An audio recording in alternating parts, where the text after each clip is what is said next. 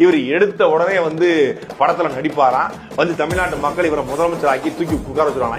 25 தான் கமலுக்கு புரிதல் வந்திருக்குது, புத்தி வந்திருக்கு. ஆனா 2026ல விஜய்க்கு அந்த புத்தி வரும், புத்தி வர வைப்போம். ஏன்னா கடைசியா சினிமால இருந்து வந்து சட்டசபைக்கு போன, சினிமால இருந்து வந்து எதிர்கட்சியான ஒரே ஒருத்தர் விஜயகாந்தா மட்டும்தான் இருக்காரு.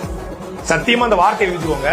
15% மேல வாங்கினாலே பெரிய விஷயங்க, அதுவே பெரிய சாதனை. 15 வாங்கினால் அது சாதனை, 16 to 18 வாங்கினால் அது மாபெரும் வெற்றி, 20 மேல அது ஃபயரு, 25 மேல டபுள் ஃபயரு, 30 மேல ட்ரிபிள் ஃபயரு, 35 தண்டா 4 ஃபயரு.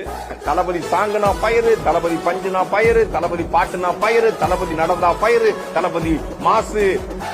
எவனுமே எதிர்பார்க்க முடியாத ஒரு ட்விஸ்ட் இந்த தேர்தல் இருக்கு. தலை குனிஞ்சு வச்சு